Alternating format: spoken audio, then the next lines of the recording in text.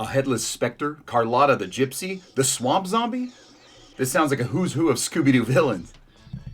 Because that's exactly what this is. Popcorn unmasks the top 10 original Scooby Doo villains. Up next. Scooby Doo spans generations. And this is Popcorn, a salute to all pop culture, but mostly the 80s. That means that Scooby Doo is in. Launched in 1969, this roller coaster shows no signs of slowing down. Although still relevant today, nothing compares to the original classic. Scooby Doo Where Are You?, the official title of the original cartoon, ran for only 2 seasons, and 1 or 2 of those villains were no joke. But I couldn't wait to see where these mysteries took me every Saturday morning. I'm Victor. Join me as I rank 10 of the top original baddies from the Scooby Doo Rogues Gallery by Creep Factor. Grab a Scooby snack and check out our list of bad guys who would have gotten away with it if it weren't for those meddling kids and their stupid dog. As we begin, my ranking is totally based on my personal creepiness resistance and how much the subject gave me the heebie-jeebies looking through my fingers as a child. To make this even more exciting, while counting down the most creepiest ghoulies, we will also give each of them a threat level ranking called ThreatCon. High, medium, or low threat based on the situation. Let's get it on! Number 10, the Space Kook. He may be low on the list, but we're starting with some interstellar creepiness. Maybe it is the kooky over-the-top spacesuit that looks like inspiration for Buzz Lightyear that makes him a bit laughable, but that strobing light surrounding the skull was enough to give us chills as kids. However, it's the high-pitched unnerving laughter that pierced the silence that startled us enough to raise those chills to nightmare level. This season 1 siren is our number 10. As this was out-of-this-world danger to the gang, you don't know what kind of sci-fi terror was in store. But as there was no real danger depicted by the neighbor Henry Bascom while he exploited the land for profit, we're going to rate the ThreatCon level of the Space Kook at a low. Number 9, the Puppet Master. Taking his cues from the Phantom of the Opera, this cloaked hoodlum at the Strand Theater causes some high-stage hijinks, scaring the gang away from a counterfeiting operation. In a ruse to audition Scooby, the gang searches for clues while Velma is almost killed on stage, and they're surrounded by a ghostly apparition that ends up being just the devious puppet master, Pietro. The freak level is fairly decent, while the threat level feels like a medium. Number 8, the Headless Spectre. As a fan of the Headless Horseman, I am totally intrigued with this character. One of the many times the gang is interrupted going to a music festival, concert, or beach trip, complete with groovy music.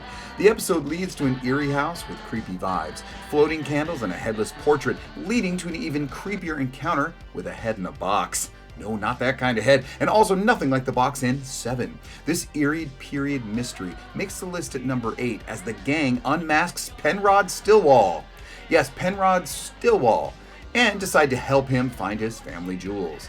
But the ThreatCon level is at medium due to the actual neighbor, Asha Shanks, who's already hiding in the attic looking for the treasure and makes chase with his axe only to be caught in the end, of course. Number 7, Phantom Shadows. You can argue, what's so creepy about a ghost? But I'll show you. Have you ever seen Ghost Story? Oh, you can totally get shivers up your spine with that sheet ghost. These green cloaks and hoods might look as scary as a dog wearing a hot dog Halloween costume, but they raise the spook level up a notch from an earlier Phantom, the original sheet ghost villain of Scooby Doo, Blackstone the Magician, who didn't even make my list. But we're talking Scooby Doo, and although they could cast shadows of themselves, it was simply this that's enough to rank the Phantom Shadow at number 7 for creepiness. As for the threat to the gang, the perpetrators were just the ludicrously named lawyers Cosgood Creeps and Cuthbert Crawls, lawyers who needed to get Scooby Doo out of the family will and claim the money for themselves. As there was little in the way of danger, we set the ThreatCon level at low. Number 6, the Ghost of Silas Long. This is the one I thought long about, and there is an obvious werewolf look to this creature, and he is even the second werewolf-type villain at this point in the show. However, there is something a little different when you compare the two that puts Silas above it. Also, the rougher designs of this character do help in its creepy level, but it was when Shaggy gives him a haircut that I distinctly remember as a young child not wanting to look at the TV. So I had to place him pretty high on the creepy list, as it is, well, my creepy list that we're talking about. However, there's not even a threat when the unmasking provides a no-name bad guy. Just one of many sheep rustlers smuggling livestock in barrels over the waterfall. So that makes the threat level a low. Hey everybody, just doing a quick check-in. How's my ranking doing it? How does it compare to yours? Let me know in the comments. And by the way, Scooby Doo brought a lot of joy to my childhood, probably a lot of yours too. So I chose to represent the best way I knew how or wanted to on my toy shelf behind me. So if you haven't caught my last episodes about Scooby Doo, when I review 2 play sets, the Mystery Machine and, yes, the Mystery Mansion, make sure to do that right after this, of course. And don't forget, press subscribe and alert to know when I got a new show. All right, back to the countdown. Number 5, The Creeper.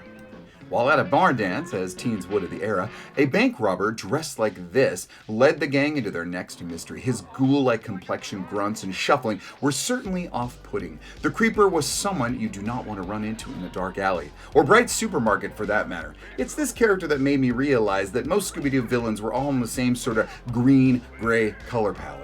Yes, just a man in disguise, but the look indeed breathtaking, and he sits at number 5, while actually hurting people, the bank guards. The desperate president of the bank, Mr. Cornwell, robbing his own banks is a force to be reckoned with, and puts his threat con level firmly at 5. Number 4, Ghost Clown. Alright, I can hear some of you now saying, a clown, why isn't he number 1? Although I would agree to an extent. I believe even with the John Wayne Gacy visage, he isn't this. Yes, maybe not too fun to look at for an adult. For a kid, these bright colors and face makeup may have been more welcoming in 1969, but he is set at my number 4 spot for creepiness. However, based on his motive of revenge for being sent up the river for stealing from the circus, Harry the Hypnotist does enchant some members of the gang into some very dangerous stunts and locks Fred into an old trunk. Therefore, the Ghost Clown with the golden trick coin scores a medium on our threat con level. Number 3, Swamp Zombie. Not pleasant at all. Perhaps an unfortunate look, as there is a bit of the much-loved Sloth character from the Goonies in him, but without a Superman shirt, and with that color palette and those sounds and his actions, we were delivered creepy scares, especially in close-ups. It took everything to even look at the TV screen. Unique as this episode includes another villain, a witch character who is fairly standard. It is the off-putting zombie that makes him number 3, partner Zeke and Zeb Perkins paired up on this plan, and the duo are hard enough to actually kidnap Daphne, a standard Scooby-Doo trope, and include plenty of dangerous shenanigans. They receive a high on our threat con level. Number 2, the Ghost of Mr. Hyde.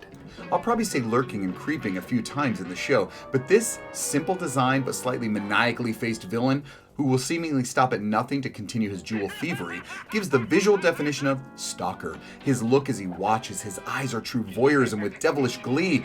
It was not a face I wanted to see, but could imagine showing up in the darkness outside my window when the lightning flashed. Dr. Jekyll was a failed scientist, and to continue his robberies, he was using the gang to help him frame Helga, his housekeeper. Regarding threat con level, stowing away in the Mystery Machine and then slowly revealing himself under the blanket in the back is cause to believe every urban legend you've ever heard. For that, the threat con level is medium.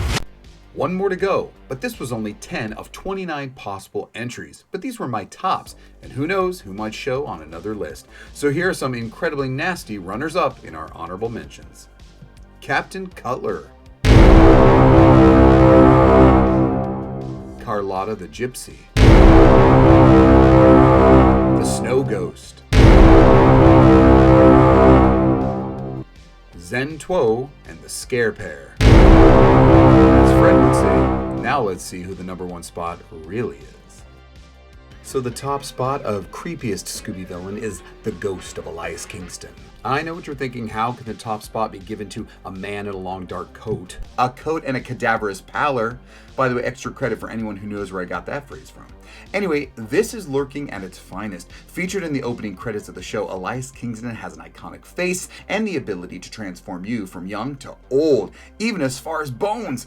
His eerie, emotionless face makes him someone you might see in the shadows or when you're alone in your room. So it gives off serious creep vibes and ends here at number 1. The whole turning you old via flamboyant spell casting that channels Endora of Bewitched, along with the kidnapping of Sharon, the niece of the unmasked baddie who wanted the family fortune to himself, earns Uncle Stuart a threat con level of high and number 1 on the seriously creepy scale. It's all coming back to you, isn't it? I love sharing these imagination inspirations of my childhood. You know, Scooby Doo was just as exciting and as anticipated as He-Man, and I really wanted to show it some respect. So who is your favorite villain? Did you like my ranking? Did you agree with it? Or maybe you ranked it completely different, or quite possibly added some villains that I didn't in mind, like the Minor 49er or the Mummy of Ankh or the original Phantom or Black Knight. Well, let me know in the comments. This is my list, my own personal list, but I know you've got your own. And I not only want to know what it is, I want to know why. All right, last thing, don't forget to visit Collection 82, our sister site of all things PopCon, but in a totally different media.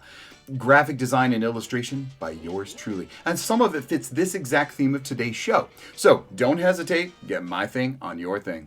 I hope you had a great time. I certainly did. Until next time.